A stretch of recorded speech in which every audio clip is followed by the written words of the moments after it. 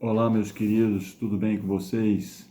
É com o maior prazer que nós voltamos aqui com mais uma lição, a última, vê se pode, passou tão depressa esse trimestre, né? A lição 13, o título é O Triunfo do Amor de Deus. É interessante que nesse grande conflito, aqui tem a certeza da vitória fabulosa que Jesus tem sobre o seu principal adversário. Logicamente, a vitória do nosso general é a nossa vitória também. Quero agradecer a todos vocês, todo o apoio que eu recebi nesse trimestre. Não é fácil, mas foi muito gostoso, muito maravilhoso. Muito obrigado pelo incentivo mais uma vez. E vamos começar a lição com uma pequena oração. Pai, seja o Senhor a nos conduzir e a nos dirigir, para que possamos entender essa última lição. Muito obrigado em nome de Jesus. Amém. O verso áureo está em Apocalipse capítulo 21, versos 3 e 4. Fala assim: E ouvi uma grande voz do céu, que dizia: Eis aqui o tabernáculo de Deus com os homens, pois com ele habitará, e eles serão o seu povo, e o mesmo Deus estará com eles, e será o quê? O seu Deus.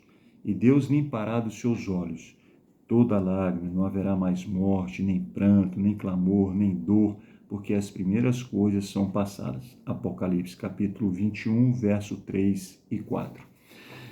É uma promessa maravilhosa. Muitas vezes eu fico pensando assim, por que nós não pensamos mais vezes na volta de Cristo, na eternidade? Olha, só aqui que Deus limpará dos nossos olhos todas as lágrimas, não havendo mais morte, nem pranto, nem guerra, nem divisões, nem rancores, nem assassinatos, né? Não seremos mais tentados pelo inimigo. Verdadeiramente, eu acredito, nós vamos conhecer a felicidade. Você que está me escutando, você que vai passar a lição da Escola Sabatina no sábado, nós deveríamos meditar mais nessa promessa maravilhosa. Que um dia, realmente, nós vamos conhecer não só o nosso Salvador e Criador, Jesus Cristo, mas também vamos conhecer a verdadeira felicidade, a verdadeira harmonia, a verdadeira união entre os nossos irmãos. Isso é fabuloso, né? Então podemos encarar o futuro com o coração cheio de quê? Esperança, não é verdade? Eu fico vendo muito nas eleições de presidente, de presidente de Câmara, presidente da República, deputados, primeiro-ministro, o que eles mais prometem é o quê? Se vocês votarem em mim, podem estar certo que o futuro vai ser maravilhoso, vai ser próspero. E a maioria das vezes nada disso acontece. Mas esse Deus maravilhoso, ele promete e cumpre. E é interessante que, embora que estão passando tempos difíceis, desafiadores, tempos muitas vezes de tristeza, de ver tanta humanidade brigando entre eles, o amor cada vez mais diminuindo, é ou não é? A violência, na verdade, nós temos essa esperança, que breve, Jesus voltará. Isso é importante para cada um de nós.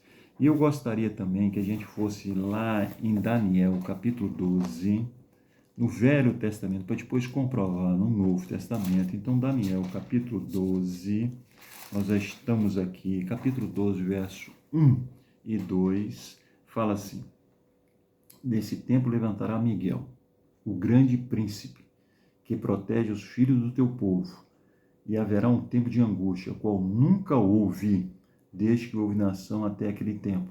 Mas nesse tempo livrar-se-á o teu povo, todo aquele que se achar escrito no livro. Muitos que dormem no pó da terra ressurgirão, uns para a vida eterna e outros para a vergonha e o desprezo eterno. Então o que Daniel está falando? Que nos finais dos tempos, nós vamos ter um tempo de angústia como Jacó teve, como estava fugindo de Esaú, né? Então ele vai para os seus parentes, para Labão. Labão passa a perna nele várias vezes, e quando ele quer regressar para a sua terra, aí ele está ali no tempo de angústia danado. Por quê? Porque Esaú está vindo ao seu encontro. Então ele tem ali um encontro com Deus e ele pensa que é o inimigo, né? Vocês podem ver lá em Gênesis, é um episódio muito bonito. A angústia que Jacó passou, nós vamos passar também. Mas eu acho bonito aqui em Daniel é uma coisa que você tem que se firmar no seu coração, como eu também, é o seguinte: naquele tempo se levantará Miguel. Quem é Miguel? Jesus Cristo, nosso príncipe. O grande príncipe que protege os filhos do quê? Do seu povo. Sempre estaremos protegidos, meu querido. Sempre. Deus é fabuloso e maravilhoso. Se nós formos lá em Apocalipse, capítulo 22, né, no último livro da Bíblia, que estamos estudando nesse trimestre, um livro fabuloso, né? Capítulo 22, verso 11 e 12, fala assim: quem é injusto, faça injustiça ainda. Quem está sujo, suje-se ainda. Quem é justo, faça justiça ainda. Quem é santo, santifique-se ainda. Eis que cedo venho. A minha recompensa está comigo para dar a cada um segundo a sua obra. Esse cedo do Senhor, para nós parece que é muito tarde, é muito longo, não é verdade? Muitas vezes não gostamos de esperar, mas devemos esperar, porque essa espera vai ser maravilhosa. A recompensa é maravilhosa, é uma recompensa eterna, meus queridos. Por isso que Paulo fala: pensai nas coisas que são de cima. E muitas vezes só pensamos nas coisas de baixo. Muitas vezes ficamos na angústia do que nós vamos comer, o nosso trabalho, né? E etc, etc e tal. Leiam Mateus capítulo 6. Aí vocês vão ver um capítulo maravilhoso que Deus está falando, querido. Se eu protejo a minha natureza, muito mais vocês. E no verso 33, o que fala? Buscai primeiro o reino de Deus e sua justiça, e todas essas coisas lhes serão acrescentadas. Quando fala no verso 11, que é injusto, faça injustiça ainda, lógico que vai haver o fim do tempo da graça para os homens. E quando houver a porta da graça fechar, aí vai vir um tempo de angústia. Meus queridos, eu falo uma coisa muito interessante para vocês. Se eu estou falando para alguém que está pela primeira vez lendo a Escritura, se eu estou falando para alguém que está descobrindo o maravilhoso e infinito amor de Jesus Cristo, decida-se hoje, decida-se todo dia por Jesus Cristo nosso Senhor, porque o amanhã pertence a Cristo, daqui a 2 minutos pertence a Cristo. Eu não sei se estarei vivo ou não, e a morte muitas vezes é a minha decisão. Se eu morrer em Cristo, quando Ele voltar, eu vou ressuscitar para a eternidade. Mas se eu não morro em Cristo, eu estou perdido completamente. Está entendendo? E qual é a preparação do cristão que possa ser suficiente nesse tempo de angústia, né? Então vamos lá em João, capítulo 8, 39. Vai me dar um conselho maravilhoso. João 8, 39 fala assim: responderam eles: nosso pai Abraão. Disse Jesus: se fosse filho de Abraão, praticareis as obras de quem? De Abraão. Desculpa lá, não era 39, não era 29, tá bom? Então vamos lá, no verso João capítulo 8, 29, fala assim: aquele que me enviou está comigo, e ele não me deixou só, pois sempre faço o que lhe agrada. Tendo ele dito essas coisas, muitos crerem nele.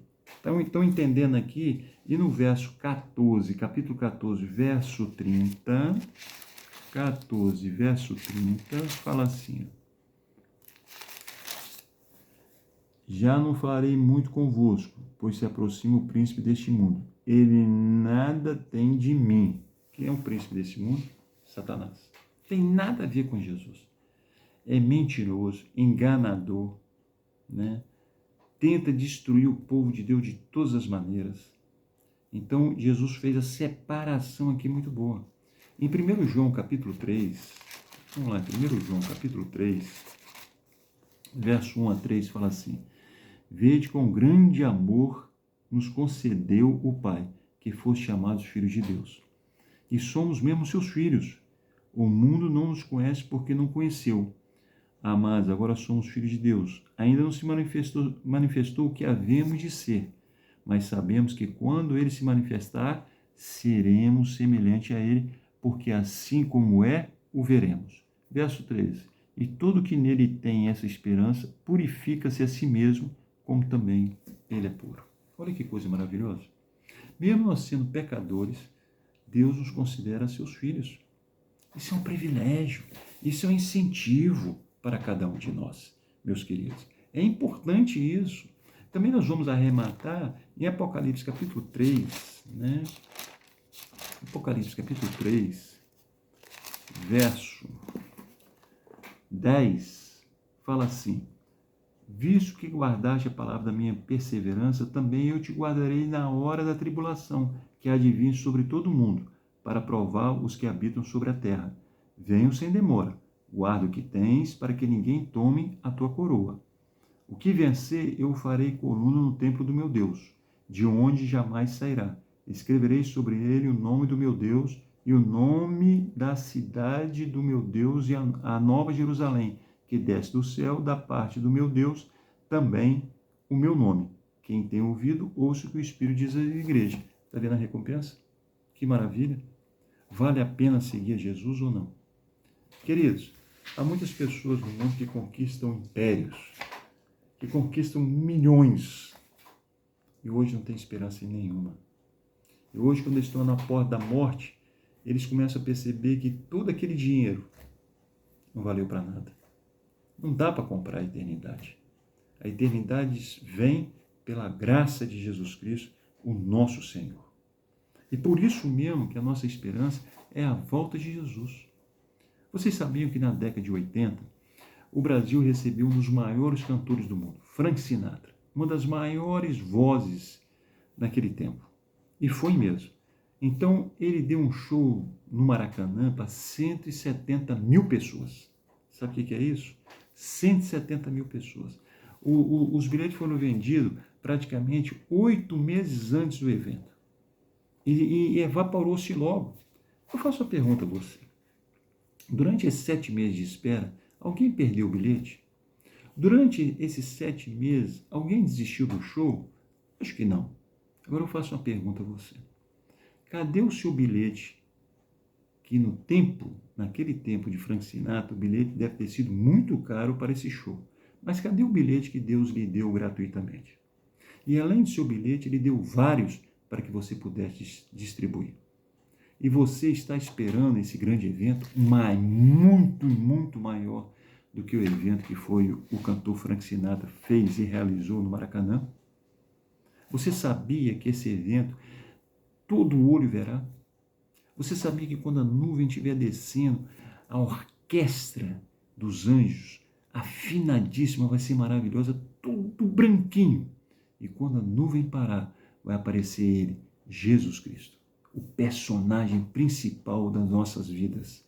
E ele vai falar assim: meus queridos, saiam da sepultura. E a sepultura vão explodir. E os santos que estiverem mortos ali vão ser ressuscitados e transformados. 1 Coríntios, capítulo 15. Pode ir lá ver. E aqueles que estão vivos, ele vai dar ordem. Agora vocês venham. E nós vamos vir e encontrar com ele nas nuvens para viver com ele eternamente. Amém? Amém. Mas essa promessa nós temos que compreender uma coisa muito interessante que está em João, no capítulo 14. Olha que promessa fabulosa. Não se turbe o vosso coração. Credes em Deus, credes também em mim. Na casa do meu pai há muitas moradas. Se não fosse assim, eu vos teria dito: vou preparar-vos lugar. E se eu for e vos preparar lugar, virei outra vez e vos levarei para mim mesmo, para que onde eu estou, estejais vós também. Esse não se turbe o vosso coração é a garantia de que nunca ele vai nos deixar. E que ele quer morar conosco. E ele já fez a nossa casinha na Nova Jerusalém, meus queridos. Olha que Deus maravilhoso. Olha um Deus que quer conviver com seus filhos.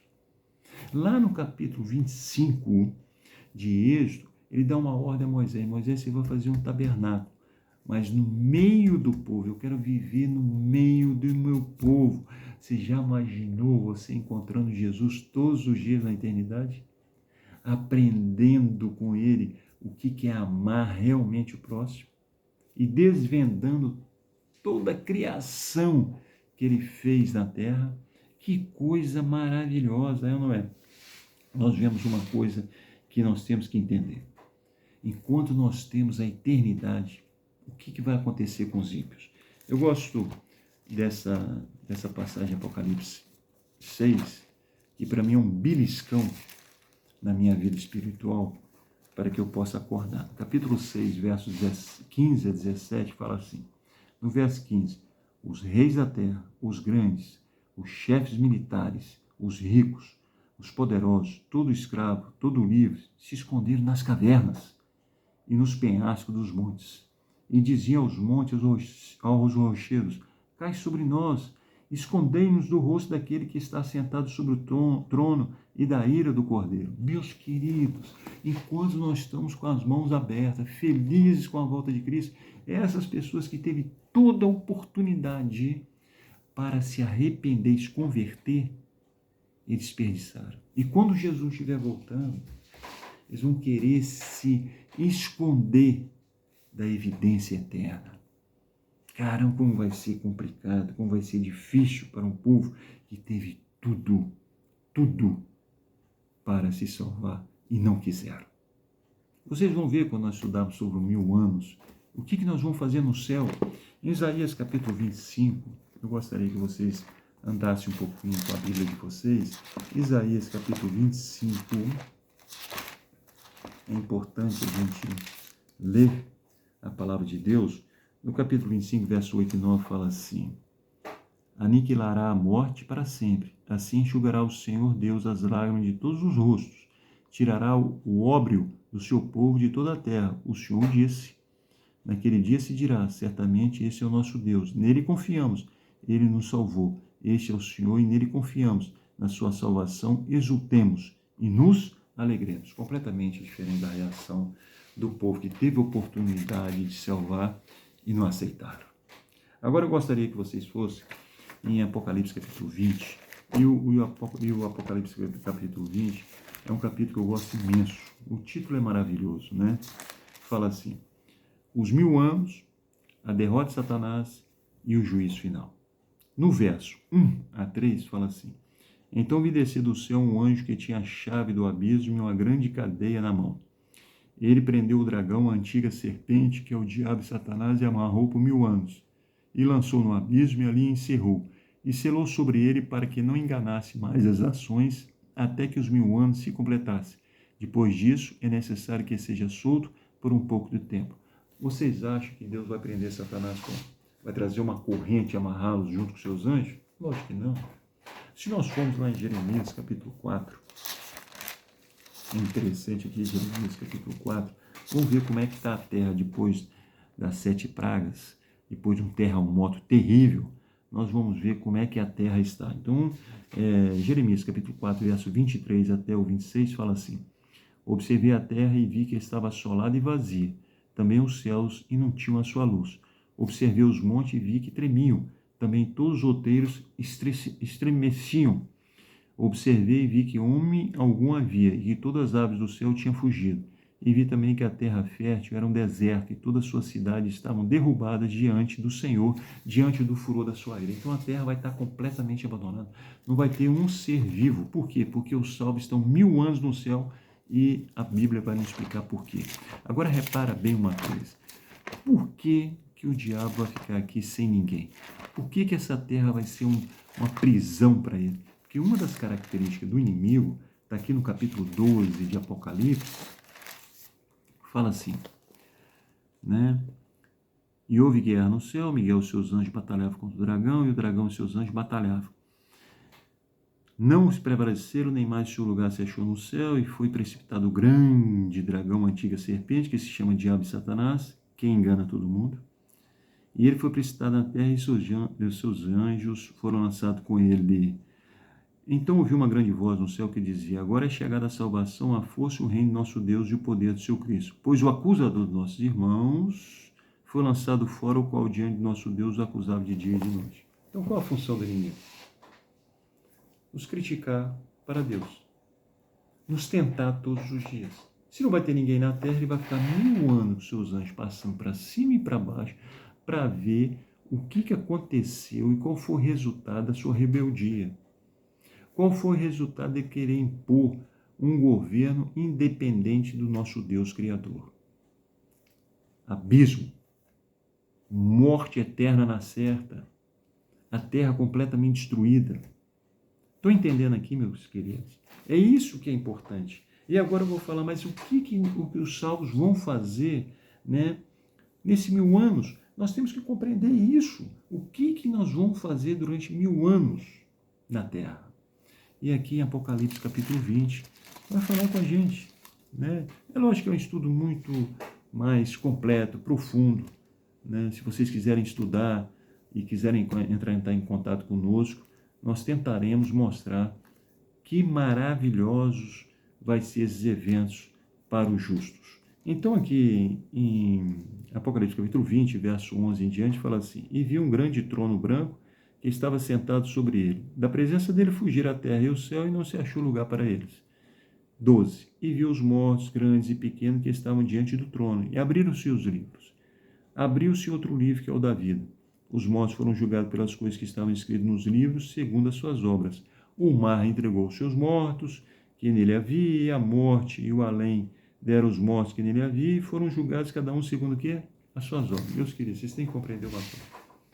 A primeira coisa que o inimigo quer fazer com os filhos de Deus é colocar dúvida. O que fez com Adão e Eva? E que faz com todos nós? Ele fez isso com Abraão e com Sara. Vocês acham que nessa idade vocês vão ter filho? Por isso que eles tentaram resolver o problema à maneira deles. Sara teve a ideia de dar Agar para Abraão para que dali saísse o filho prometido. Mas não foi isso que Deus falou. Quer dizer, de vez de resolver um problema, sabe o que aconteceu? Criou mais um problema ainda. Como ele não vai ter ninguém, está morto, né? Está derrotadíssimo. Agora é engraçado é o seguinte, então o que nós vamos fazer? Vamos pegar todos esses livros, se você tem alguma dúvida, de repente um pastor ou um amigo que você achava que era fabuloso, maravilhoso, né? Por que ele não se salvou? Mas será que Deus é injusto? Então Deus fala assim, pega o livro dele. Aí vai estar lá escrito. Sim, ele era uma pessoa convencida, mas não convertida. Ele te ensinou que não deveria adulterar, não deveria matar, etc, etc, mas ele não fazia isso na prática. Olha lá, ele tinha que pedir perdão, não pediu, era orgulhoso, entendeu? Então, lá em Mateus capítulo 7, verso 21, o que Jesus fala? Não é que ele diz que Senhor, Senhor que entrará no reino de Deus, é aquele que faz a vontade de Deus, é bem diferente. Então, os convencidos não entrarão no reino de Deus, mas sim os convertidos. Eu acho muito interessante aqui, né, em Apocalipse, né, no capítulo 22, verso 15, fala assim: ficarão de fora os cães, os feiticeiros, os adúlteros, os homicidas, os idólatras e todo aquele que ama e pratica mentira. Estão entendendo, irmãos? Muitas vezes a gente conta mentira à torta e direita. Isso é pecado. E pecado é a separação do homem com Deus. Nós devemos pedir perdão a Deus e pedir força para que a gente não possa entrar nesse fruto do pecado. É interessante isso, meus queridos. E é nesses 1000 anos que você vai ter a certeza do julgamento de Deus sendo justiça. Justiça. Ele fala isso em Atos, capítulo... vamos lá, em Atos dos Apóstolos, capítulo 17, verso 31, fala: pois determinou um dia em que com justiça há de julgar o mundo. Justiça por quê? Porque ele vai provar que deu todas as oportunidades às pessoas e as pessoas não quiseram. Já pensaram nisso, meus queridos? Você já pensou nisso? Tem um versículo em 2 Coríntios, capítulo 5, eu acredito que seja o verso 10, que fala assim: pois todos devemos comparecer perante o tribunal de Cristo, para que cada um receba segundo o que tiver feito por meio do corpo, ou bem ou mal. Você está preparado para chegar no tribunal de Cristo? Porque se você chegar no tribunal de Cristo e tiver sido um homem que pediu perdão pelos seus pecados e teve uma conversão, é logicamente que você vai sair vitorioso. Mas se você teve toda essa oportunidade, quando você chegar no tribunal de Cristo, Jesus nem vai precisar falar com você. Nem você vai ter argumentos, porque Ele te deu todas as condições de salvar e a pessoa não quis. Mas nós não somos assim. Pelo contrário, se você for ver, o livro de Apocalipse me chama a atenção muito, porque ele termina de uma maneira muito fabulosa, que fala assim no verso 20 e 21. Aquele que dá testemunho dessas coisas disse: certamente cedo venho. Amém. Vem, Senhor Jesus. A graça do Senhor Jesus seja com todos. Amém. Que essa graça seja para você, para sua família, para os seus colegas, que seja também para mim e para minha família também. Muito obrigado pela atenção que vocês me deram durante esse trimestre. Não foi uma tarefa fácil, mas foi feliz e foi maravilhosa para mim, porque eu pude me debruçar mais sobre a palavra. E também isso pode ter acontecido com você também. Que Deus te abençoe, que Deus te ilumine, que Deus te fortaleça. E breve, nós vamos estar nas nuvens do céu, viajando para a eternidade. Que Deus abençoe. Amém.